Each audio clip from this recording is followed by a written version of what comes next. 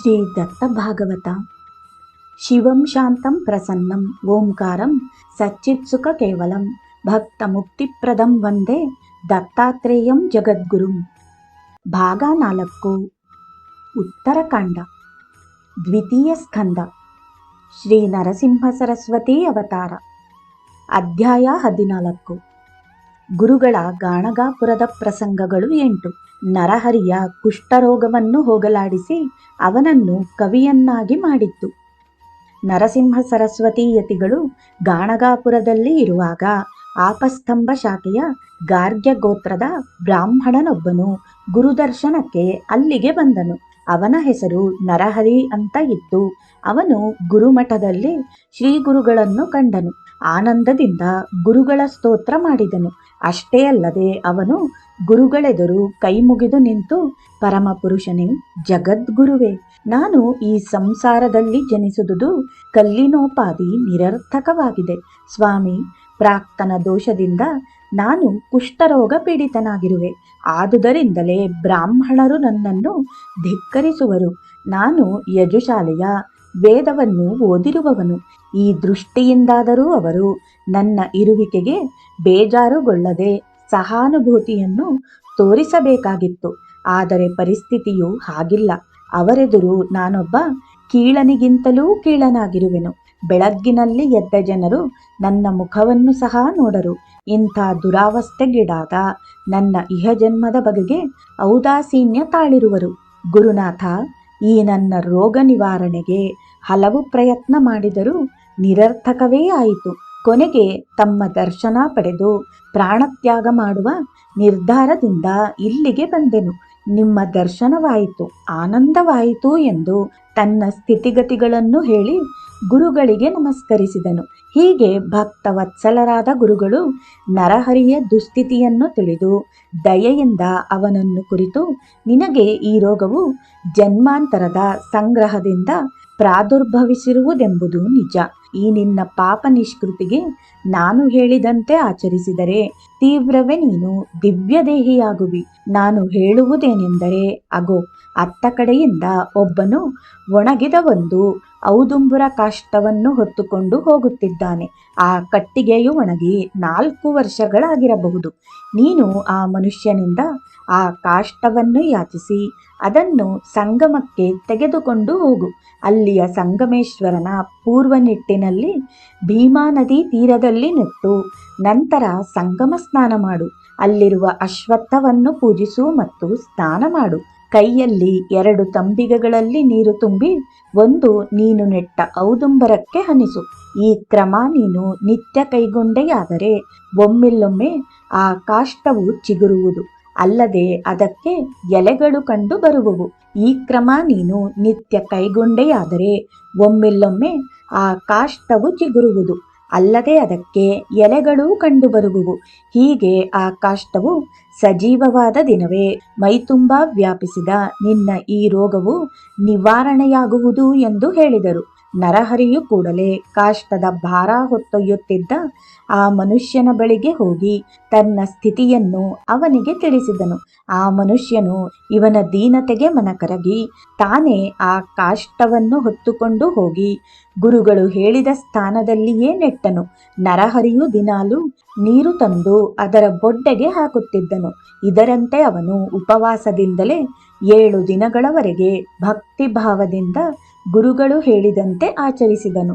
ಆದರೆ ಅಲ್ಲಿಯವರು ಇವನ ಕೃತ್ಯವನ್ನು ಕಂಡು, ನೀನು ಹೀಗೆ ದಿನಾಲು 2 ತಂಬಿಗೆ ನೀರು ತುಂಬಿ ತಂದು ಒಣಕಟ್ಟಿಗೆಗೆ ಹಾಕಿದರೆ ಎಂದಾದರೂ ಆ ಒಣಕಟ್ಟಿಗೆಯು ಚಿಗುರೊಡೆಯುವುದುಂಟೆ? ನಿನ್ನ ಶ್ರಮವು ನಿರರ್ಥಕವು ಎಂದು ಪ್ರಕಟವಾಗಿಯೇ ಹೇಳಹತ್ತಿದರು. ಆದರೂ ಅವನು ಅವರಾಡುವ ನುಡಿಗಳನ್ನು ತನ್ನ ಕಿವಿಯ ಮೇಲೆ ಹಾಕಿಕೊಳ್ಳದೆ ಗುರುಪದಿಷ್ಠತೆಯನ್ನು ಬಿಡದೆ ತಾನು ಕೈಗೊಂಡ ಕ್ರಿಯೆಯನ್ನು ಮಾಡುತ್ತಲೇ ಇದ್ದನು. ಹೀಗೆ ಗುರುಮಠದಲ್ಲಿಯ ಶಿಷ್ಯರು ಸಂಗಮಕ್ಕೆ ಬಂದಾಗ ನರಹರಿ ಬ್ರಾಹ್ಮಣನು ಒಣಕಟ್ಟಿಗೆಗೆ ನೀರು ಹನಿಸುವುದನ್ನು ನೋಡಿದರು. ಉಪವಾಸದಿಂದ ಬಾಡಿದ ಅವನ ಮುಖವನ್ನೂ ನೋಡಿದರು. ಹೀಗೇಕೆ ಎಂದು ಜನರು ಕೇಳಲು ನರಹರಿಯು ಗುರುವಾಜ್ಞೆ ಎಂದು ಇಷ್ಟೇ ಉತ್ತರ ಕೊಟ್ಟನಲ್ಲದೆ ಅವರೊಡನೆ ಹೆಚ್ಚು ಮಾತನಾಡಲೇ ಇಲ್ಲ. ಶಿಷ್ಯರು ಹಾಗೆ ನಗರಕ್ಕೆ ಹೋದರು. ನರಹರಿಯ ನಿರರ್ಥಕ ಶ್ರಮವನ್ನು ನಿರಾಹಾರದಿಂದ ಅವನು ಬಳಲಿರುವನೆಂಬುದನ್ನು ಗುರುಗಳಿಗೆ ಶ್ರುತಿಪಡಿಸಿದರು. ಗುರುಗಳು ಆ ಶಿಷ್ಯರಿಗೆ ಹೃದಯದ ಭಾವವನ್ನನುಸರಿಸಿ ಸಿದ್ಧಿ ಲಭಿಸುವುದು, ಗುರುವಾಕ್ಯವು ಶಿಷ್ಯನನ್ನು ಉದ್ಧರಿಸುವುದಕ್ಕೆ ಕಾರಣವು ಭಕ್ತನ ಅಂತಃಕರಣದಂತೆ ಅವನು ಪಡೆಯುವ ಸಿದ್ಧಿಯು ಸಾರ್ಥಕವಾಗುವುದು ಎಂದು ಗುರುಗಳು ತಮ್ಮ ಶಿಷ್ಯರಿಗೆ ಬೋಧಿಸಿದರು. ಹಾಗೂ ಇವುಗಳ ಸ್ಪಷ್ಟತೆಗಾಗಿ ಸ್ಕಂದ ಪುರಾಣದಲ್ಲಿಯ ಒಂದು ಕಥೆಯನ್ನು ತಮ್ಮ ಶಿಷ್ಯರಿಗೆ ಹೇಳಿದರು. ಅದಾವುದೆಂದರೆ, ಪೂರ್ವದಲ್ಲಿ ಪಾಂಚಾಲ ನಗರದಲ್ಲಿ ಸಿಂಹಕೇತು ಎಂಬ ರಾಜನಿದ್ದನು. ಧನಂಜಯನೆಂಬುವನು ಆ ರಾಜನ ಮಗನು. ಒಂದು ದಿನ ರಾಜಪುತ್ರನು ಬೇಟೆಗಾಗಿ ಒಂದು ಅರಣ್ಯಕ್ಕೆ ಹೋದನು.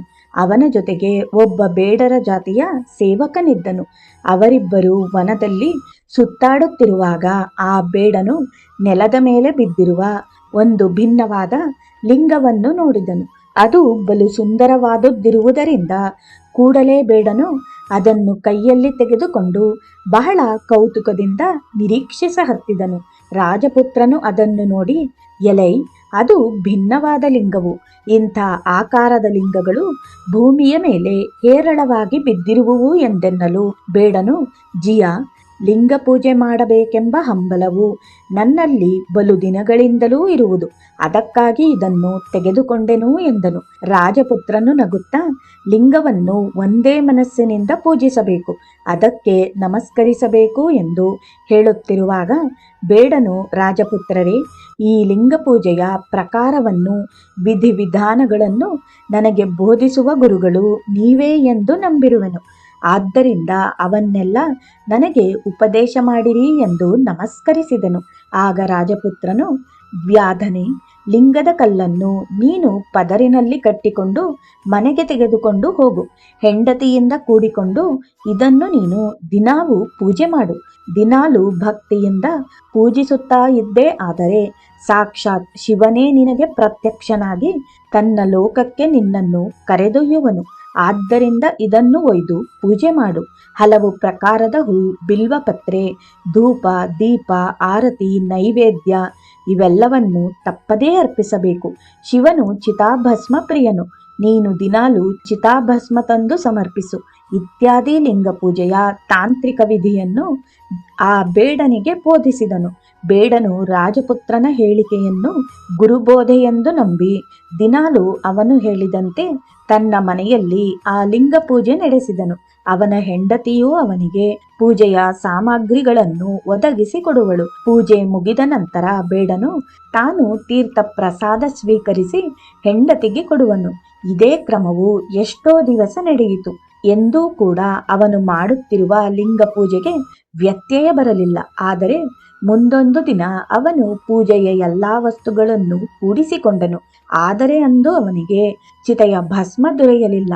ತನ್ನ ಊರಿನ ಹಾಗೂ ಸುತ್ತಮುತ್ತಲಿನ 4 ಹಳ್ಳಿಗಳ ಸ್ಮಶಾನಗಳನ್ನು ಅಡ್ಡಾಡಿದನು. ಎಲ್ಲಿಯೂ ಆ ಭಸ್ಮ ದೊರೆಯಲಿಲ್ಲ. ಎಂದೂ ಒದಗದ ಪ್ರಸಂಗವು ಇಂದು ಒದಗಿತು. ಅಂದಿನ ಲಿಂಗ ಪೂಜೆ ಕಟ್ಟಾದುದರಿಂದ ಅವನು ಪ್ರಾಣತ್ಯಾಗಕ್ಕೆ ಸಿದ್ಧನಾದನು. ಅವನ ಹೆಂಡತಿಯು ಅವನ ಹವಣಿಕೆ ತಿಳಿದು ಅವಳು ಗಂಡನನ್ನು ಕುರಿತು, ಲಿಂಗ ಪೂಜೆಗೆ ಚಿತೆಯ ಭಸ್ಮ ಪಡೆಯಲು ನಾನು ಹೇಳಿದಂತೆ ನೀವು ಮಾಡಿರಿ. ನಾನು ಒಂದು ಕೋಣೆಯಲ್ಲಿ ಸೇರಿ ನನ್ನನ್ನೇ ನಾನು ಸುಟ್ಟುಕೊಳ್ಳುವೆನು. ಅದರಿಂದ ನಿಮಗೆ ಬಹುದಿವಸ ಸಾಲುವಷ್ಟು ಭಸ್ಮ ಸಿಗುವುದು ಎಂದು ಹೇಳಿ ಒಳಕ್ಕೆ ಹೋಗಿ ಆಕೆಯು ತನ್ನನ್ನು ತಾನೇ ಸುಟ್ಟಿಕೊಂಡಳು. ಆಕೆಯ ದೇಹವು ದಗ್ಧವಾಗಿ ಭಸ್ಮವಾಯಿತು. ಬೇಡನು ಆ ಭಸ್ಮದಿಂದ ಲಿಂಗ ಪೂಜೆ ಮಾಡಿ ಭಕ್ತಿಪರವಶನಾದನು. ಅಂದಿನ ಪೂಜೆಯ ವಿಧಾನಗಳೆಲ್ಲ ಮುಗಿದವು. ತಾನು ತೀರ್ಥ ಪ್ರಸಾದ ಸ್ವೀಕರಿಸಿದನು. ದಿನದಂತೆ ತನ್ನ ಹೆಂಡತಿಯನ್ನು ಕರೆದು ತೀವ್ರ ಬಂದು ತೀರ್ಥ ಪ್ರಸಾದ ತೆಗೆದುಕೋ ಎಂದು ಕರೆಯಲು ಆಕೆ ಬಂದು ಕೈಯೊಡ್ಡಿ ತೀರ್ಥ ಪ್ರಸಾದ ಸ್ವೀಕರಿಸಿದಳು. ಹೀಗೆ ಪೂಜೆಯ ಭಕ್ತಿಯಲ್ಲಿ ಮಗ್ನನಾಗಿದ್ದ ಬೇಡನು ತನ್ನ ಆ ವಿಸ್ಮೃತಿಯಲ್ಲಿಯೇ ಹೆಂಡತಿಯನ್ನು ಕರೆದು ಆಕೆಗೆ ತೀರ್ಥ ಪ್ರಸಾದವನ್ನು ಕೊಟ್ಟನು. ಆಕೆ ಸ್ವೀಕರಿಸಿದ ಮೇಲೆ ಅವನ ಮೈ ಮೇಲೆ ಪರಿವೆ ಬಂದಿತು. ಹೆಂಡತಿಯನ್ನು ದಿಟ್ಟಿಸಿ ನೋಡಿದಾಗ ದಂಗಾದನು, ಚಕಿತನಾದನು. ಅವನು ಆಕೆ, ನೀನು ಸುಟ್ಟುಕೊಂಡು ಸತ್ತಿದ್ದೀಯಲ್ಲ, ಹೇಗೆ ಬಂದಿ ಎನ್ನಲು ಆಕೆ, ಅದಾವುದೂ ನನಗೆ ಗೊತ್ತಿಲ್ಲ, ನಾನು ಕೋಣೆಯಲ್ಲಿ ಶಾಂತ ನಿದ್ರೆ ಮಾಡುತ್ತಿದ್ದೆನು. ನೀವು ತೀರ್ಥಪ್ರಸಾದ ಸ್ವೀಕರಿಸಲು ಕರೆದ ಕೂಡಲೇ ಎಚ್ಚರಾಗಿ ಬಂದೆನು. ತೀರ್ಥಪ್ರಸಾದ ಸ್ವೀಕರಿಸಿದೆನು. ಹೆಚ್ಚಿನದೇನು ನನಗೆ ಗೊತ್ತಿರುವುದಿಲ್ಲ ಎಂದು ಹೇಳಿದಳು. ಗುರುಗಳು, ಶಿಷ್ಯರೇ, ಇದೆಲ್ಲವೂ ದೇವರ ಕೃಪೆಯು. ಬಳಿಕ ಆ ಬೇಡನಿಗೆ ಪ್ರಸನ್ನನಾಗಿದ್ದ ಶಿವನು ತನ್ನ ಸಗುಣ ರೂಪದಿಂದ ಅಲ್ಲಿಯೇ ಪ್ರಕಟನಾದನು. ಹಾಗೂ ಅವನು ವ್ಯಾಧನಿಗೆ, ನಿನ್ನ ಸಂಸಾರವು ಸುಖವುಳ್ಳದ್ದಾಗುವುದು, ನಿನಗೆ ಒಂದು ರಾಜ್ಯ ದೊರಕುವುದು, ಅದನ್ನು ನೀನು ಕಲ್ಪಕೋಟಿಯವರೆಗೆ ಆಳುವಿ ಎಂದು ಶಿವನು ವರ ನೀಡಿ ಕೈಲಾಸಕ್ಕೆ ಹೋದನು ಎಂದು ಹೇಳಿದರು. ನಂತರ ಗುರುಗಳು, ಶಿಷ್ಯರೇ, ಆ ನರಹರಿಯು ವಿಶ್ವಾಸದಿಂದ ಒಣಗಿದ ಕಟ್ಟಿಗೆಯ ಸೇವೆಯು ನಿರಂತರವಾಗಿ ನಡೆಸಿರುವನು. ಅವನ ಭಾವನೆಯಂತೆ ಅವನ ಅಭಿಷ್ಟೆ ಸಿದ್ಧಿಸುವುದು ಎಂದು ಹೇಳಿ ಗುರುಗಳು ಹಾಗೆಯೇ ಸಂಗಮದ ಕಡೆಗೆ ಹೋದರು. ಅಲ್ಲಿ ಅನುಷ್ಠಾನ ನಡೆಸಿದರು. ನರಹರಿ ಬ್ರಾಹ್ಮಣನು ಅಲ್ಲಿಯೇ ಇದ್ದನು. ಅವನನ್ನು ನೋಡಿ ಗುರುಗಳು ಪ್ರಸನ್ನರಾದರು. ತುಂಬಿದ ತಮ್ಮ ಕಮಂಡಲದ ಜಲವನ್ನು ಆ ಒಣ ಕಟ್ಟಿಗೆಗೆ ಹಾಕಿದರು. ಆಗಲೇ ಅದು ಚಿಗುರಿ ಎಲೆಗಳೊಡೆದವು. ಆ ಒಣಗಿದ ಕಟ್ಟಿಗೆಯು ದೊಡ್ಡ ಔದುಂಬರ ವೃಕ್ಷವಾಗಿ ತೋರಹತ್ತಿತು. ಆಗಲೇ ನರಹರಿಯ ಶರೀರವು ಸುದೇಹವಾಯಿತು, ಬಂಗಾರ ವರ್ಣದ್ದಾಯಿತು. ನರಹರಿಯು ವಿದ್ವಾಂಸನು. ತನ್ನ ರೋಗ ದೂರಾದ್ದರಿಂದ ಅವನಿಗೆ ಬಹಳ ಸಂತೋಷವಾಯಿತು. ತನ್ನ ವಿದ್ವತ್ತತೆಯಿಂದ ಗುರುಗಳ ಸಂಬಂಧವಾಗಿ ಸ್ತೋತ್ರಪರ ಶ್ಲೋಕ ರಚಿಸಿ ಗುರುಗಳೆದುರಿಗೆ ಪಠಿಸಿದನು. ಒಣಕಟ್ಟಿಗೆ ಚಿಗುರಿ ಮರವಾದದ್ದು, ನರಹರಿಯ ದೇಹವು ಸುದೇಹವಾದದ್ದು ಎಲ್ಲರಿಗೂ ಆಶ್ಚರ್ಯವಾಯಿತು. ಬಳಿಕ ಗುರುಗಳು ಮಠಕ್ಕೆ ಬಂದರು. ಗುರುಗಳು ನರಹರಿಗೆ ಶ್ರೇಷ್ಠವರ ನೀಡಿ ಅವನಿಗೆ ಯೋಗೀಶ್ವರ ಎಂದು ಹೆಸರಿಟ್ಟರು. ನೀನು ನಿನ್ನವರೊಡನೆ ಬಂದು ಇಲ್ಲಿಯೇ ಇದ್ದು ಬಿಡು ಎಂದು ಹೇಳಿ ಅವನಿಗೆ ವಿದ್ಯಾಸರಸ್ವತಿ ಮಂತ್ರ ಉಪದೇಶಿಸಿದರು. ಮತ್ತು ಅವರು, ನರಹರಿ, ನಿನಗೆ 3 ಮಕ್ಕಳಾಗುವರು. ಅದರಲ್ಲಿ ಯೋಗಿ ಎಂಬುವವನು ಪ್ರಸಿದ್ಧನಾಗುವನು ಹಾಗೂ ಉಳಿದವರು ನಮ್ಮ ಸೇವೆ ಕೈಗೊಂಡು ವಂಶ ಪರಂಪರೆಯಾಗಿ ನಮ್ಮ ಸೇವಕರಾಗುವರು ಎಂದು ಭವಿಷ್ಯ ನುಡಿದರು. ಆಗ ನರಹರಿಯು ಗುರುಕೃಪೆಯಿಂದ ಪ್ರತಿಭಾ ಸಂಪನ್ನನಾಗಿ ಆಗಲೇ ಸಂಸ್ಕೃತ ವಾಣಿಯಿಂದ ನಾರಸಿಂಹ ಸರಸ್ವತ್ಯಷ್ಟಕ ಎಂಬುದಾಗಿ ಶ್ರೀ ಗುರುಪರವಾಗಿ ಶ್ಲೋಕಗಳನ್ನು ರಚಿಸಿ ಉಚ್ಚರಿಸಿದನು. ಆ ಶ್ಲೋಕಗಳಾವುವೆಂದರೆ: ನರಹರಿಕೃತ ಗುರುವಾಷ್ಟಕಂ. ಇಂದು ಕೋಟಿ ತೇಜ ಕಿರಣ ಸಿಂಧು ಭಕ್ತವತ್ಸಲಾಂ ನಂದರಾತ್ರಿ ಸೂನ ದತ್ತಮಿಂದರಾಕ್ಷ ಶ್ರೀ ಗುರುಂ ಗಂಧಮಾಲ್ಯ ಅಕ್ಷತಾದಿ ವೃಂದ ದೇವ ವಂದಿತ ವಂದಯಾಮಿ ನಾರಸಿಂಹ ಸರಸ್ವತೀಶ ಪಾಹಿ ಮಾಂ ಮೋಹಪಾಶ ಅಂಧಕಾರ ಛಾಯ ದೂರ ಭಾಸ್ಕರಂ ಆಯತಾಕ್ಷ ಪಾಹಿ ಶ್ರೀ ವಲ್ಲಭೇಶ ನಾಯಕಂ ಸೇವ್ಯ ಭಕ್ತ ವೃಂದ ವರದ ಭೂಯ ಭೂಯ ನಮಾಮ್ಯಹಂ ವಂದಯಾಮಿ ನಾರಸಿಂಹ ಸರಸ್ವತೀಶ ಪಾಹಿ ಮಾಂ ಚಿತ್ತಿಚಾದಿವರ್ಗ ಷಟ್ಕ ಮತ್ತ ವಾರಣಾಂಕುಶಂ ಸತ್ವಸಾರ ಶೋಭಿತಾತ್ಮ ದತ್ತ ಶ್ರೀಯ ವಲ್ಲಭಂ ಉತ್ತಮಾವತಾರ ಭೂತ ಕರ್ತೃಭುಕ್ತ ವತ್ಸಲಂ ವಂದಯಾಮಿ ನಾರಸಿಂಹ ಸರಸ್ವತೀಶ ಪಾಹಿ ಮಾಂ ವ್ಯೂಮ ವಾಯು ತೇಜ ಆಪ ಭೂಮಿ ಕರ್ತೃಮೀಶ್ವರಂ ಕಾಮಕ್ರೋಧ ಮೋಹರಹಿತ ಸೋಮ ಸೂರ್ಯಲೋಚನಂ ಕಾಮಿತಾರ್ಥದಾತ್ಯ ಭಕ್ತ ಕಾಮಧೇನು ಶ್ರೀ ಗುರುಂ ವಂದಯಾಮಿ ನಾರಸಿಂಹ ಸರಸ್ವತೀಶ ಪಾಹಿ ಮಾಂ ಪುಂಡಲೀಕ ಆಯತಾಕ್ಷ ಕುಂಡಲೇಂದು ತೇಜಸಾಂ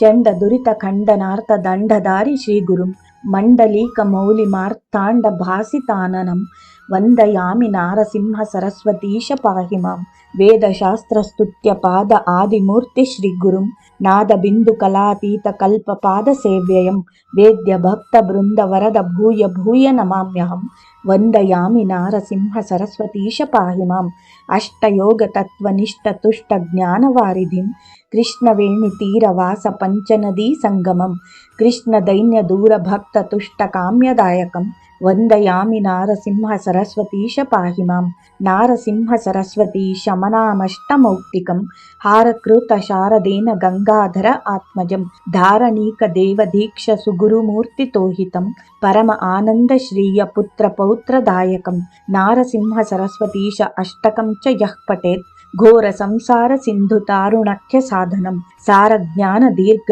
ಆಯುರಾರೋಗ್ಯ ಸಂಪದಂ ಚಾರು ವರ್ಗ ಕಾಮ್ಯ ಲಾಭ ನಿತ್ಯಮೇವ ಯಃ ಪಠೇತ್. ಈ ಪ್ರಕಾರ ನರಹರಿಯು ತನ್ನ ಸ್ತೋತ್ರದಿಂದ ಶ್ರೀ ಗುರುಗಳನ್ನು ಪ್ರಾರ್ಥಿಸಿ ಸ್ತುತಿ ಮಾಡಿದನು. ಗುರುಗಳು ಸಂತುಷ್ಟರಾದರು. ನಗರದವರೆಲ್ಲ ಬಂದು ಗುರುಪೂಜೆ ಮಾಡಿ ಆನಂದಿತರಾದರು. ಆ ದಿನ ದೊಡ್ಡ ಸಮಾರಂಭವೇ ಜರುಗಿತು.